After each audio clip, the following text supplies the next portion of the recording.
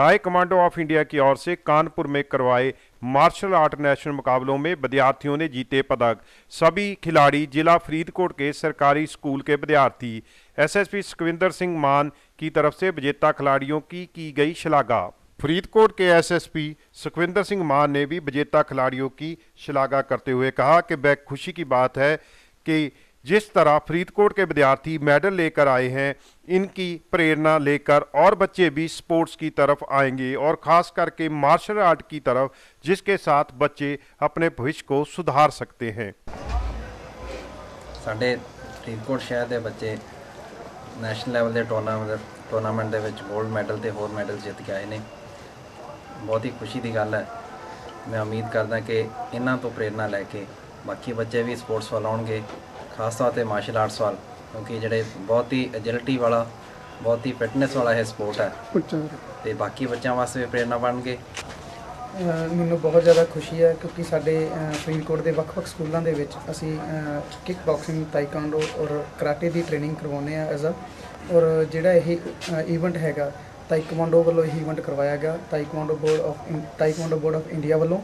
और मैनू ये बड़ी खुशी की गल है भी साडे बच्चे उत्थों चंगी प्राप्ति करके आए ने और अगे तो असीं यही आस करते हैं भी साडे फरीदकोट का नाम रोशन करते रहन। Sharanjit, ACM news, Faridkot. Bharatiya Janata party के कौमी मीत प्रधान और राज्यसभा के मेंबर अविनाश राय खन्ना आज पटियाला भाजपा की लीडरशिप के साथ साथ व्यापारी वर्ग के साथ मीटिंग कर फीडबैक लेने की कोशिश की। इस मौके पर पटियाला भाजपा के ज़्यादातर लीडर निदारत ही रहे, परंतु जो भी वहां मौजूद थे उन्होंने अकाली दल के खिलाफ जमकर भड़ास निकाली और यह भी कहा कि पार्टी वर्कर के चलते उनके काम सरकारी ऑफिस में नहीं होते हैं। इस मौके पर अविनाश राय खन्ना ने कहा कि भड़ास निकालने की बजाय आप प्रधानमंत्री श्री नरेंद्र मोदी की चलाई गई लोक सेवाओं की नीतियों के बारे में लोगों को जागरूक करवाएं और लोगों के साथ रूबरू होने के बात भी कही। इस मौके पर उन्होंने सरकारी मेडिकल कॉलेज, डॉक्टर और वकीलों के साथ बैठकें भी की। किसी नूं कट करके कोई स्कीम बनाई होवे तां किसी नूं कोई होवे भी जो स्कीम कट करती इस करके शुरू करती, क्योंकि जो सरकारां हुंदियां ने ये लोगों के सैंटीमेंट्स, लोगों की भावना को देख के कुछ फैसले लैंदियां ने तो बहुत सारे राज्यों ने शुरू की हुई स्कीम है। ये नहीं कि असी पहली बार शुरू की है और मैं कहना कि ये वधिया गल है कि जे असी अपने धार्मिक स्थानों के दर्शन कर सकीए, कुछ देख सकीए और कई बार देखने के नाल जान दे नाल ये बंदा बहुत कुछ सीखता। रवेल सिंह राणा के साथ परविंदर सिंह, एसीएम न्यूज़, पटियाला। इनेलो व कांग्रेस पार्टी को उस समय बड़ा झटका लगा जब चुनाव जीतकर आए 12 जिला परिषद सदस्यों ने बिना किसी दबाव के भाजपा पार्टी की नीतियों में विश्वास जताते हुए पार्टी का पटका अपने गले में डालकर भाजपा पार्टी का ही चेयरमैन व उप चेयरमैन बनाए जाने में अपनी सहमति जताई। जिला परिषद चुनने के लिए गठित की गई कमेटी के अध्यक्ष अब जमुनानगर के विधायक घनश्याम दास अरोड़ा ने पत्रकारों को संबोधित करते हुए कहा कि आज भाजपा पार्टी व कार्यकर्ताओं में उत्साह है, क्योंकि जो कांग्रेस व इनेलो के नेता कहते थे कि भाजपा का ग्रामीण क्षेत्र में कोई अस्तित्व नहीं है, पंचायत चुनावों के परिणाम उनके मुंह पर करारा तमाचा है। ग्रामीण क्षेत्र के लोगों ने सबसे अधिक जिला परिषद सदस्यों, ब्लॉक समिति सदस्यों और सरपंच व पंच चुनकर भेजे हैं। उनमें से 80% भाजपा पार्टी के हैं। शहर के साथ साथ गांवों में भाजपा पार्टी ने पकड़ बना ली है। ऐसे जिला परिषद के चुनाव होने के पश्चात जिला परिषद का अध्यक्ष और उपाध्यक्ष का चुनाव होता है। अभी 12 फरवरी को जिला पार्षद शपथ लेंगे और उसके बाद चुनाव की तिथि तय होगी। तो आज भारतीय जनता पार्टी के संगठन ने अपने प्रमुख कार्यकर्ताओं और पार्षदों को बुलाया था, तो जिसमें 12 पार्षद आए, 3 पार्षदों के प्रतिनिधि आए और 3 पार्षदों ने अपना हमें संदेश भेजा कि हम वोट आपको देंगे, परंतु अभी हम नाम अपना उजागर नहीं करना चाहते। और बाकी भी पार्षद हमारे संपर्क में हैं। निश्चित रूप से भारतीय जनता पार्टी का पार्षद जो संगठन तय करेगा जिस व्यक्ति का नाम, वो जिला परिषद का अध्यक्ष बनेगा।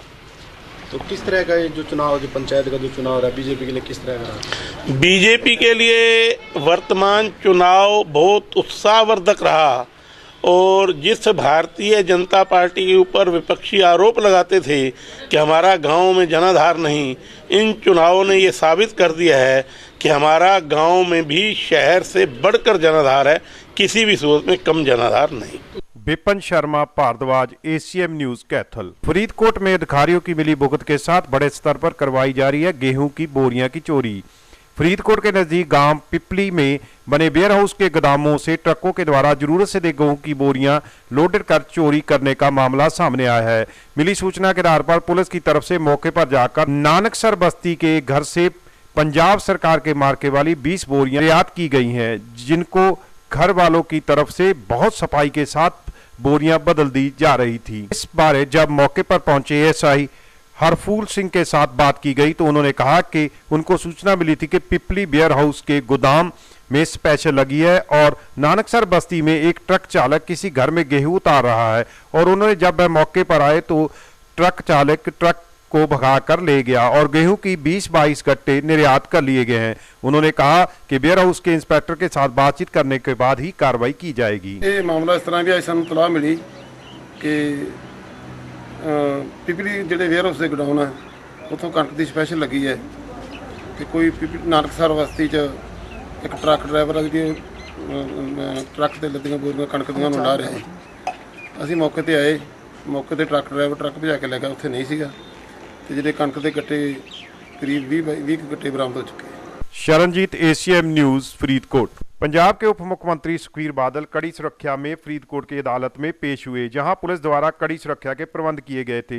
मामला था 1999 का लोकसभा चुनावों का, जब फरीदकोट के एक पत्रकार ने सुखबीर बादल पर आरोप लगाए थे कि उनका कैमरा तोड़ दिया गया है और उनके साथ धक्का मुक्की की गई है। कोर्ट में सुखबीर बादल ने अपना पक्ष देते हुए कहा कि यह केस झूठा है और केस की अगली सुनवाई 25 फरवरी को होगी। बादल परिवार हिंदुस्तान की अदालत और कानून का सत्कार करता है और उन्हें आस है कि उन्हें न्याय मिलेगा। पहले ये केस तो बहुत पुराना है, कंप्लेनेंट ने खुद इस केस को 5 साल के करीब स्टे करवा के रखा, फॉर द रीजंस वही जानता है क्यों करवा के रखा।